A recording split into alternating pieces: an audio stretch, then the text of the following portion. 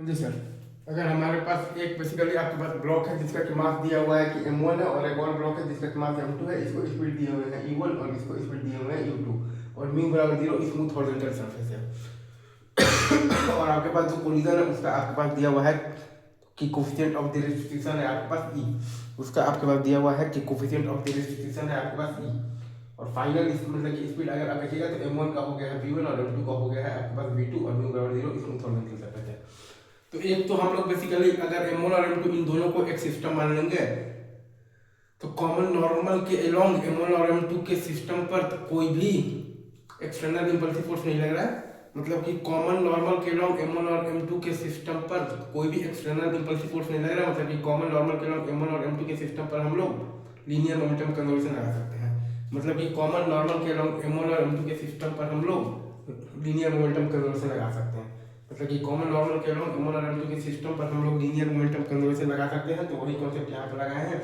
तो हमारे पास आया है m1 e1 plus m2 u2 बराबर m1 v1 plus m2 v2। हमारे पास आया है m1 e1 plus m2 u2 बराबर m1 v1 plus m2 v2। और e बराबर हमारे पास आया है v2 माइनस v1 और बाई आया है e1 माइनस u2। e बराबर हमारे पास आया है v2 माइनस v1 और बाई आया है e1 माइनस u2।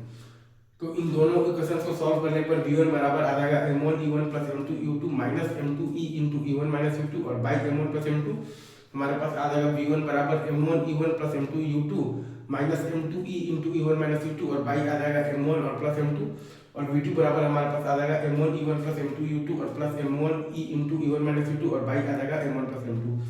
हमारे पास आ जाएगा v2 बराबर आ जाएगा m1 e1 plus m2 u2 और plus m1 e into e1 minus u2 और बाई आ जाएगा m1 और plus m2। Easy, I guess आपको ये पूरा कॉन्सेप्ट बहुत अच्छे से समझ में आ गया होगा कि कैसे निकालते हैं और क्या क्या कॉन्सेप्ट होता है, क्योंकि ई का इक्वेशन हम लोग बेसिकली कॉमन नॉर्मल के लॉन्ग लिखते हैं और लिखते क्या है तो वेलोसिटी ऑफ द सेपरेशन और बाई तो वेलोसिटी ऑफ द अप्रोच।